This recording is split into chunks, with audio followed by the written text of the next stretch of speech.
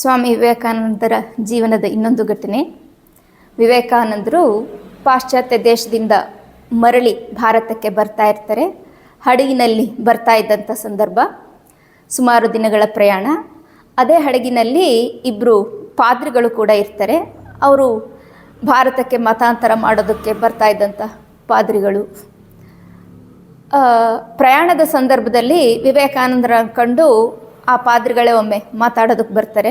ಅವರಿಗೆ ಭಾರತ ಅಂತ ಹೇಳಿದ್ರೆ ಒಂದು ನಿಕೃಷ್ಟವಾದ ಭಾವನೆ. ಸೊ ಸ್ವಾಮಿ ವಿವೇಕಾನಂದರ ಹತ್ರನೂ ಅವರು ಒಂದು ರೀತಿ ಭಾರತವನ್ನು ನಿಂದಿಸಿಯೇ ಮಾತು ಪ್ರಾರಂಭ ಮಾಡ್ತಾರೆ.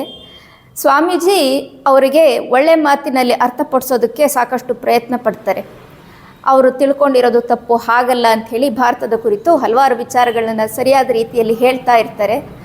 ಆದರೂ ಕೂಡ ಆ ಪಾದ್ರಿಗಳು ಅವ್ರಿಗೆ ತಿಳಿದುಕೊಳ್ಬೇಕು ಅನ್ನೋ ಉತ್ಸಾಹಕ್ಕಿಂತ ಭಾರತವನ್ನು ನಿಂದಿಸಬೇಕು, ತಮ್ಮದೇ ಶ್ರೇಷ್ಠ ಅನ್ನೋ ರೀತಿಯಲ್ಲಿ ಹೇಳಬೇಕು ಅನ್ನೋ ರೀತಿಯ ಭಾವನೆ ಇದ್ದಂಥ ಪಾದ್ರಿಗಳು ಸ್ವಲ್ಪ ಅವರು ಹಾಗೆ ವಾದ ಮಾಡ್ತಾರೆ.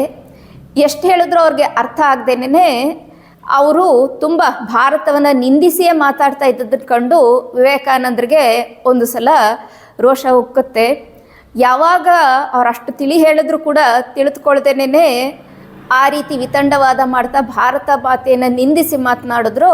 ಸ್ವಾಮಿ ವಿವೇಕಾನಂದರು ಆ ಹಡಗಿನ ಡೆಕ್ಕಿನಲ್ಲಿ ನಿಂತ್ಕೊಂಡು ಮಾತಾಡ್ತಾ ಇದ್ದರು.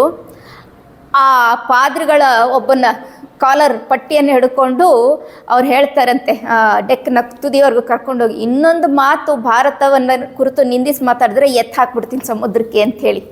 ಆಗ ಇಬ್ಬರು ಪಾದ್ರಿಗಳು ತಣ್ಣಗಾಗ್ತಾರೆ. ಈ ರೀತಿ ಒಳ್ಳೆ ಮಾತಿನಲ್ಲಿ ಅರ್ಥ ಆಗದೇ ಇದ್ದಂಥ ವ್ಯಕ್ತಿಗಳಿಗೆ ಸ್ವಾಮೀಜಿ ಸ್ವಲ್ಪ ಬಲ ಪ್ರಯೋಗಿಸಿ ಅರ್ಥಪಡಿಸಿದ್ರು.